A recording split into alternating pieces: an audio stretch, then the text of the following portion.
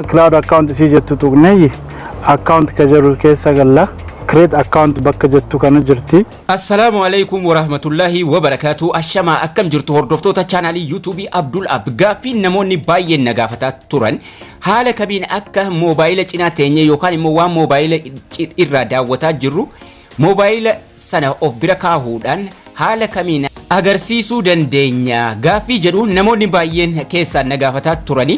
Wanni kun namoota barumsa barsiisan qofaaf osoo hin taane reakshinii adda addaa waan mobile irraa yookaan immoo kompiitara irraa ilaalaa jirru irraa dubbachuudhaaf sirriitti faayidaa guddaa nuuf qaba jechuudha. Barnoota tokko duraan barsiiseen ture. Haala kamiin akka waan screen recordii irraa waraabne yookaan immoo viidiyoo barnootaas ta'u waan bilbila keenya irraa waraabne haala kamiin kavarii mobaayilaa keessa galchuu dandeenya ka jedhu barnoota tokko duraan barsiiseen ture. Sun eegaan waan screen recordii goone mobaayila keessa galchuu kavarii mobaayilaa keessa galchuudhaan haala kamiin akka itti barsiisuu qabnu. Kaharraa kun garuu haala kamiin waan mobaayila irraa agarsiisaa jirru ofii keenya cinaa sana taahuudhaan haala kamiin akka hojjechuu dandeenyu haala kamiin akka walitti finnu jechuudha. Sirriitti itti xiyyeeffattanii daawwannaan viidiyoochi baay'ee salphaa karaa salphaa ta'een hojjetamuu danda'a. Inni tokkoffaan nama mobaayila tuttuqaa jiru sana viidiyoo isaa qopheeffachuudha. Nama waan sana irraa dubbate sana viidiyoo isaa qopheeffachuu. Inni lammaffaa waan mobaayila keenyarraa agarsiisuu barbaanne sana qopheeffachuu. Waan lamman sana qabaachuu qabnaa jechuudha. Waan lamman sana haala kamiin walitti finnee akkasuma haala kamiin qopheeffanne isa jedhus waliin ilaaluu deemna. Kaayin maasterii keessatti sirriitti isin hubachiisa waan ta'eef jechuudha. Create new project ka jedhu kana tuquudhaan 16 filannee create ka jedhu tuqachuudhaan gara gaalarii keenyaa deemna ni eegallaa jechuudha. Waan sana lachan walitti fidu. Create yeroo tuqanne gara gaalarii keenyaa nu geessa image assetii keessa background tokko fudhannee deemna. Background duwwaa ka lachan jaraa irratti walitti finnu. Wanni guddaan lachan jaraa walitti fidu osoo hin taane haala kamiin qopheeffanne isa jedhu bal'inaan kan nuti ilaaluudhaan deemaa jirru jechuudha. Background suuruma ta'e adii feenu gurraacha waan feene fudhannee dhufne harkifachuudhaan gara fuulduraatti harkifne daqiiqaa 3 yoo ta'e viidiyoochi daqiiqaa 3 dheeressina daqiiqaa 10 yoo ta'e daqiiqaa 10 harkifne dheereffannaa jechuudha.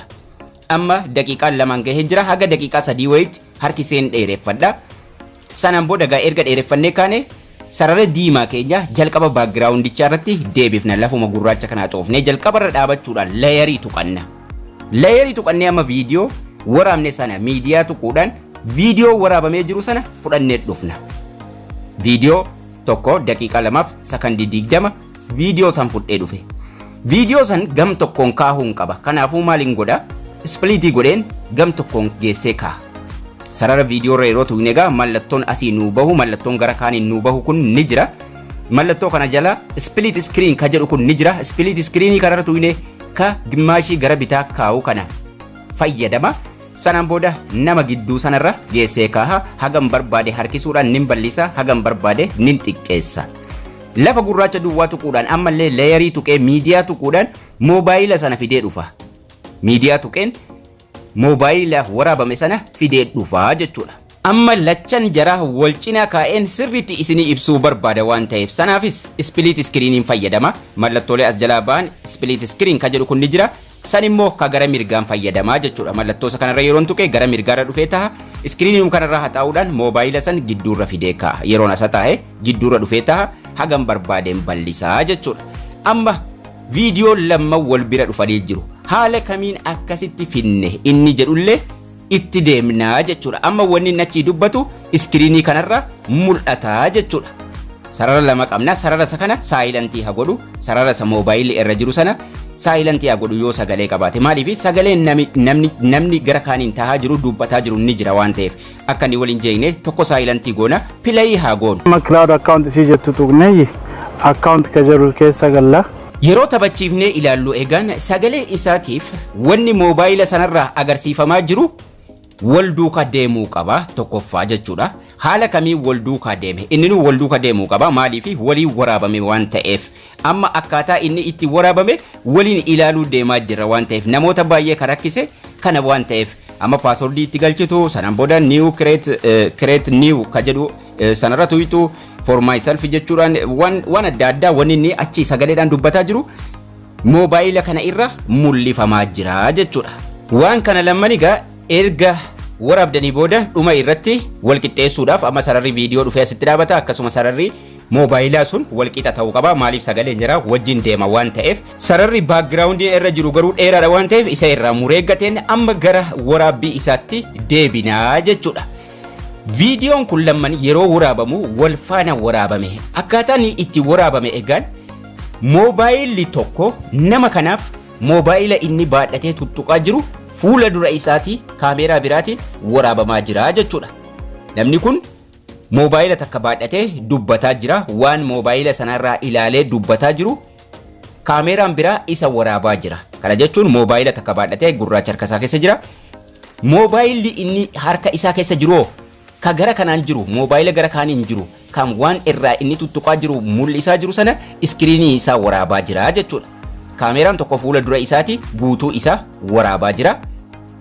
Moobaayilli inni isa harka jiru immoo iskiriin riikoordiidhaan wanni inni tuttuqaas jiru sun waraabamaa jira jechuudha. Kana jechuun walumaa galatti moobaayila lama qabna. Ka gurraachi harka isaa keessa jiru sun iskiriin riikoordii ka gara kanaan taa'u waraabaa jira. Kaameeraan fuuldura isaa jiru immoo isaaf moobaayila gurraacha sana waraabaa jira jechuudha. Lamman san walitti finne. Kaameeraan fuuldura isaa jiru isa waraabaa jira. Isaaf waan inni baadhatee jiru waan inni dubbataa jiru. Moobaayilli inni isa harka jiru immoo waan inni tuttuqaa jiru waraabaa jira jechuudha. Kana jechuun moobaayilli inni isa harka jiru hojii lama hojjetaa jira. Tokko irraa agarsiisaa jira, lammaffaa irraa waraabaa jira jechuudha. Iskiriin riikoordii isa achirraa godhee moo fudhannee gara cinaatiin finnee keenya. Moobaayilli isa fuuldura jiru immoo waan inni baadhatee jiru waraabnee jechuudha. Mee miidiyaa tuqnee gara biraatiin isa halaallu waan lamman qopheeffannee jechuudha. Jalqaba isa hafidu ni dhufee as seene. Kana jechuun moobaayilli tokko waan inni baadhatee taa'aa jiru akkasuma waan inni dubbataa jiru isa waraabaa jira jechuudha.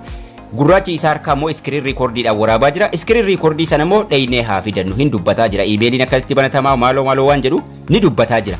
Kanaafuu wanni ni dubbataa jiru sana immoo maaltu waraabaa jira? Gurraacha harka isaa sana keessa jirutu waraabaa jira jechuudha. Moobaayila gurraacha sanarraa fudhannee immoo deemnee haa finnu leeyeriidhaan. Gurraachi harka isaa keessa jiru waan inni agarsiisaa jiru sana waraabaa jira jechuudha. Moobaayilli fuuldura isaa immoo isaaf moobaayila inni baadhatee jiru. Lamman kana walitti finnee jechuudha. Sanaan booda mee leeyerii tuquudhaan waan moobaayila gurraachi inni harkaa tuttuqaa jiru sana moobaayilli sun waan inni waraabe leeyerii tuquudhaan immoo fidannee dhufnaa jechuudha. Leeyerii tuqaa iskiriin riikoordii waan godhame sana fidee cinaa isaa kaahaa jechuudha. Kana jechuun iskiriin riikoordii isaa yeroo waraabnu wal faana eegalsiisuu qabnaa jechuudha. Iskiriin riikoordii yeroo inni dubbachuu jalqabu kaameeraan fuuldura isa waraaba akkasuma moobaayilli inni isa harka jiru immoo maal akka inni godhaa jiru iskiriiniin isaa inni waraabaa jechuudha. Lamman sana erga walitti waraabne kaane moobaayila adda addaarra waan jiru sana lamman walitti finne wal cinaa keenyaa jechuudha. Wal cinaa keenye waan sana lamman akka namni sun cinaa taa'ee irraa haasa'aa jirutti wanni inni tuttuqaa jiru sun salphaatti mul'achuu eegalaa jechuudha. Haala salphaa ta'een haala kanaan lachan sana waraabnee kaane isa tokko immoo saayilantii goonaa jechuudha. Sagalee inni moobaayilli yeroo waraabamu yoo sagalee fudhatee jiraate saayilantii irraa goona. Ka cinaa isaa jiru sun haasa'aa jira jechuudha. Waan nuti achirraa ilaallee nutti agarsiisu sana waraabaa jira jechuudha haala salphaa ta'een. Inni jalqabaa kun egaa inni miidiyaan nan barbaachisu isa diileetii ofirraa haa godhu. Yeroo dubbannu yeroo waan akkasii barsiif yookiin waan akkasii irra react goonu garuu bakka tokko osoo seeraan teenyee rarraafamuu dhiifnee bareedduudha.